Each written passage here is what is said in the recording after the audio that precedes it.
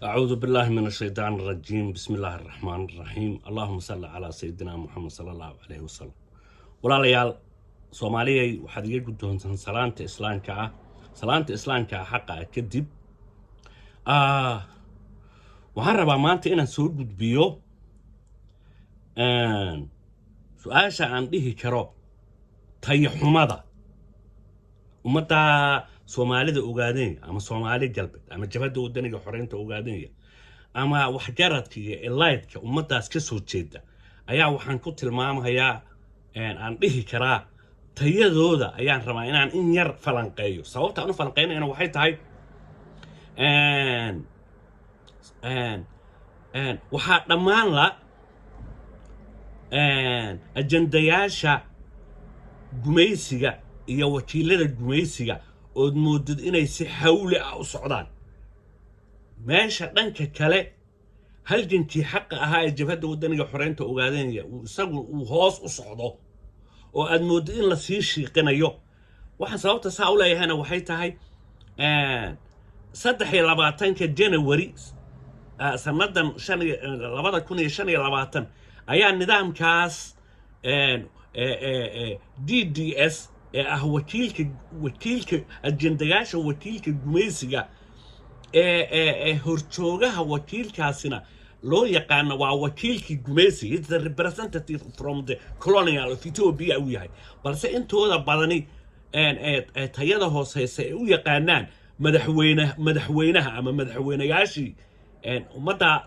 Soomaali galbeed ama Soomaalida ogaadeen la gumaysto ummadna gumaysto oo madaxweyne loo sheegay waa su'aal yaab marka arintaas waxaan rabaa marka inaan bal taya hooseynta aan soo gudbiyo sababtu maxay tahay halgankii jabhada wadaniga xoreynta ogaadeen ahaa waxa ku dhacay hoggaan aragti gaamna ayaa xoogaa jaawareer ya halgankii galay laakiin halgankii ma kala goyn mana dhamaanin balse waxaad moodaa dhalinyaradii kaadiriintii waxgaradkii waxaad moodaa in xagga saxaafadda aad moodaa in tub cusub lagu riday waxaan rabaa marka inaan rabo inaan ku soo ururiyo sanadii 1992 ururkii la dhihi jiray TPLF markii dambe EPRDF noqday uu bayalka u hayay Malasa Zeenawi waxa lagu soo saaray wareegto la yiraahdo Nagarit Gazeta oo ku soo baxa xogaha rasmiga ah ayaa iyada oo afxabashina ku qoran af Ingiriisna ku qoran yahay ayaa muxuu ahaa marka xilliga ayada 1992 madaxweynaha ku meel gaadhka oo shiijir minjist la yiraahdo Malasa Zeenawi aha sidaaweed meeshaas ayaa qoomiyadda Soomaalida ogaadeenaya Soomaali galbeed loo aqoonsaday nidaamkii marka xajeebuu ku dambeeyay way nidaamkaas yaa asal u ahaa inuu yimaado oo calankan hadda laga sheekeynayo leeyahay calankii baa loo dabaaldegayaa yaa asalkii lahaa oo iska keenay waxa keenay jabhada wadaniga xoreynta ogaadeenaya marka jabhada wadaniga xoreynta ogaadeenaya xajeebay ku dambeysay jabhada wadaniga xoreynta ogaadeenaya sootii tiri ma ahayn xabad joojin ha dhinaca baan sameyn marka xajeebay ku dambeysay aw xubnihii jabhada wadaniga xoreynta ogaadeenaya gumaysiga u dal xagee ku dambeeyay waa tii maalin dhaweeta ay lahaayeen waxbaan dalad samaysanayna ay lahaayeen haddaan intaa ka gudbo waxaan rabaa waxaa jirta dhexdhexaadnimada saxaafadda markii laga hadlayo waxaad moodaa waxaa jira haddaan tusaale soo qaato shay kasta oo wanaagsan haddana wuxuu leeyahay ciladiisu leeyahay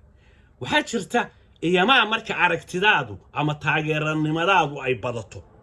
iyamaa marka khaladaadkaagu uu aad u farabato weeyaan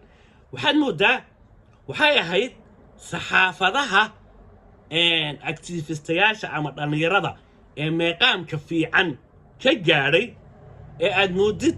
xilliyada ay dhalinyaradaasi ay soo gudbinayaan saxaafadooda baahi ayay u qabtay ummadda Soomaalida ogaanaya ama Soomaali galbeed gaar ahaan jabhada wadaniga xoreynta ogaanaya balse waxaad moodaa eegadan waxaynu ku magacaabinaa in ay dhinac u jihaysteen sababtu maxay tahay waxaa tusaale inoogu filan shalay ayaa waxaan aad u dhageystay barnaamij ay soo gudbisay dhab TV oo ay saxaaftayaal wariyaal la jecelo u qabay ay soo bandhigahayaan maalinka calanka loo asteeyey iyo munaasabadda ay ka qayb galeen run ahaantii intii badnayd barnaamijkaan la soo daynayay live ayaan ugu jiray marka livekii aan ku jiray waxaan ka falcelinahayay tayada macnii waxaa jirta 4 xidid oon horey u sharaxnay oo sababay in halgankii jabadda wadaniga xoreynta ogaadeen uu hoos u dhaco waxay ahayd xidid la yidhaahda saxar xidid la yidhaahda balaq holaal xidid la yidhaahda tayaxumada iyo xidid la yidhaahdo nacaan sabab lahayn sidaa awgeed in badan xidid aan soo sharaxaynay oo ahaa tayaxumada ayaa waxaad moodaa kuwa aan u hanweynayo waxaan rabaa qaabka aan u hadlahayo wuxuu noqonayaa codkeygana u badnaanaya si indirect ah baan rabaa inaan u hadlo marka maxay tahay marka waxa weeye hankii aan u qabay xubnahaas dhallinyarada ah waxaad moodaa inuu hoos u soo dhacay sababtu maxay tahay waxaad moodaa mar haddii halgankii jabadda wadaniga xoreynta ogaadeeya ay intuu baallaha ka qoyay uu jahawareero hoos u dhacay halgankaasi ma kala gu'ine cid walibana say doontay kama yeelaysee waxaa ani ila quman inaan la buunbuuninin oon kor loo qaanin ajendayaasha gumaysi tusaale ahaan waxaan arkahayay dhammaan saxaafaddii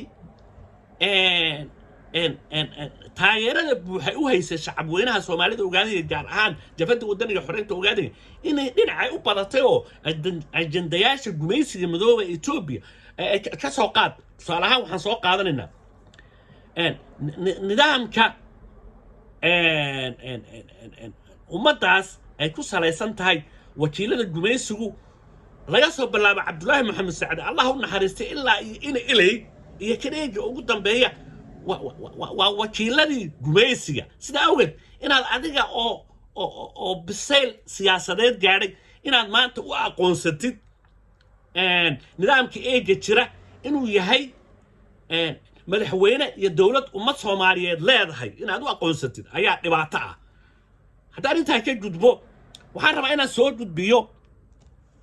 in yar intaana faaladeeda dhammaystirin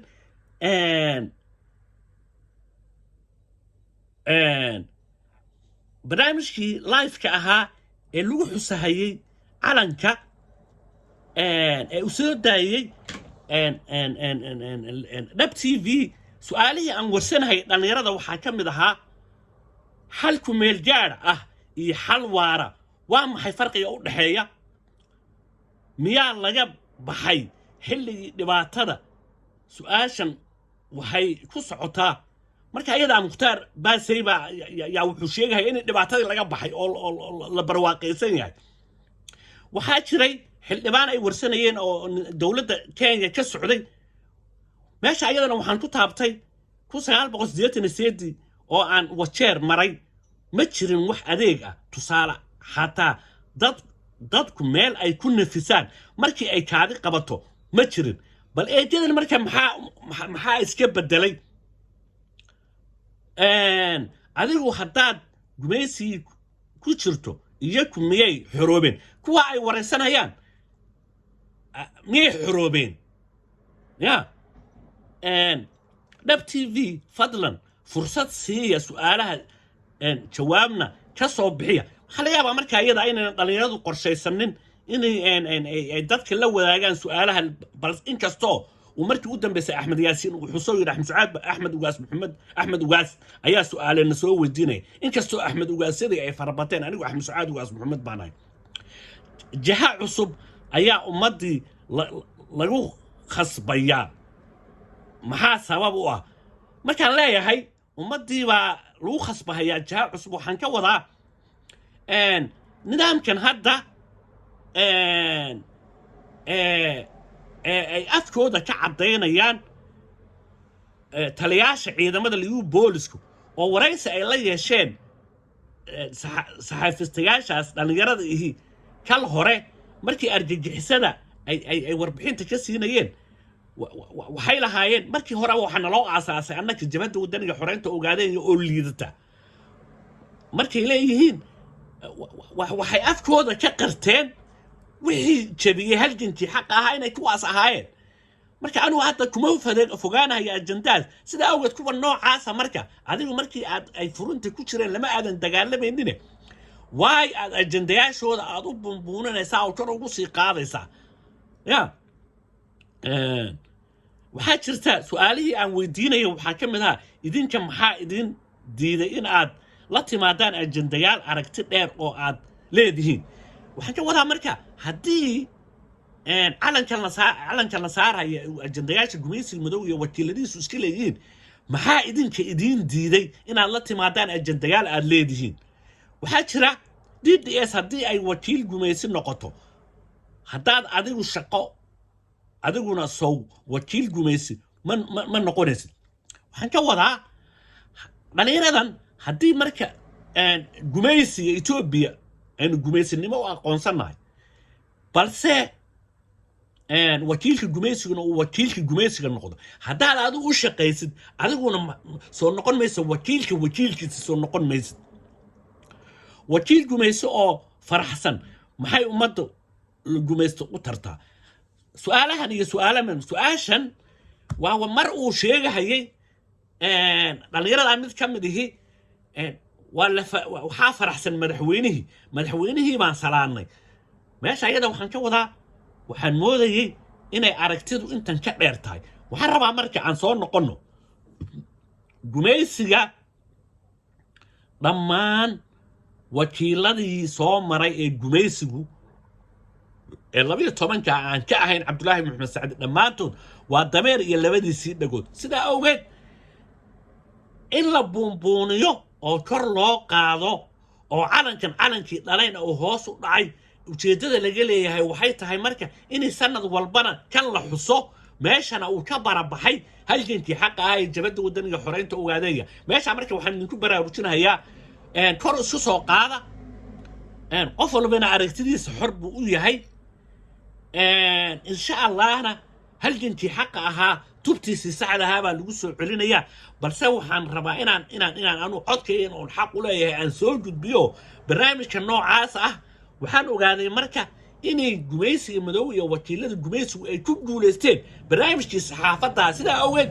dhammaan waxaan si gaar ah ula hadlayaa kaariinta jabhadda wadaniga xoreynta ogaadaya waxgaradka iyo labeynta Soomaalida ogaadaya inaad fadhiga iska kacdaano waa la shaqaysanayaa dhalinyarada